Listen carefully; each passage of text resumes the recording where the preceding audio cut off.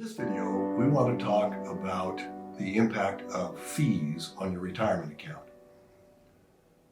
As we mentioned in previous videos, the preferred retirement account for most people today is the 401k. The 401k has its underlying investments, mutual funds, which there are mutual fund manager fees, plus the 401k itself may have some fees. And so we're going to talk about how those fees might have an impact on the accumulation phase for your retirement account and the distribution phase. So let's take a look. Here we have a retirement account that you're putting in $10,000 a year, and we've put into the earnings the last 20-year history of the stock market, the S&P 500. And so you'll see that $10,000 went in, the market went up by about 21%, so you see at the end of the year there's about $12,000. Well, if you did that for the last 20 years, even though the market has had some down years, the end result is that your account, you would have put $200,000 into the account at the end of 20 years, and your account would be worth $470,000. And that would be, I think most people would be very happy with that. Now, one thing though that we haven't taken into consideration yet is fees. And so we've selected kind of a middle of the road fee. Most studies have shown that 401ks, the average fee runs around 3%. Your 401k may have a little higher, a little lower. We've chosen 2% for our example here today. Now notice what happened. The number down here in the bottom right hand corner has gone from 400,000. In fact, let's bring it up again. 470,000 all the way down to 371,000. That is a $100,000 drop. In fact, it's a 25% loss. So the fees have had a significant impact during the accumulation phase.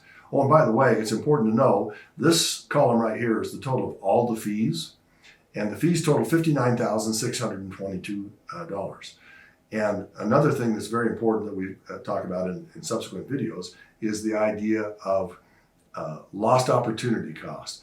And lost opportunity cost being the fact that these fees were no longer inside the account.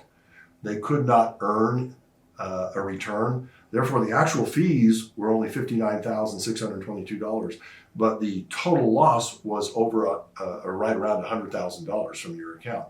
So that extra $40,000 is because the money wasn't there to earn the return. So that's the first part. That's during the accumulation phase. Now let's take a look at what would happen during the distribution phase. This is very, very important. Okay? So we're taking that $370,000. We just rounded it up to $400,000 for this example. And you start out with $400,000 in your account. We put the exact same returns of the market over the last 20 years. We're assuming that we're just trying to use that as the baseline for our example here.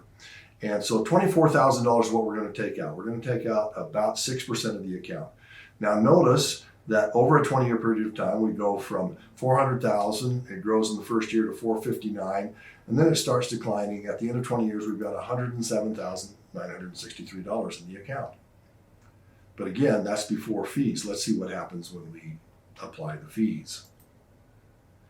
When we apply a 2% fee, look what happens here. We actually run the risk of running out of money in the 18th year because the fees have an impact on how much money is in the account working on our behalf. And so it becomes vital that we understand the impact of fees and look to ways to reduce or eliminate fees or use processes that would shield us from the impact of the fees and how they're applied to our account.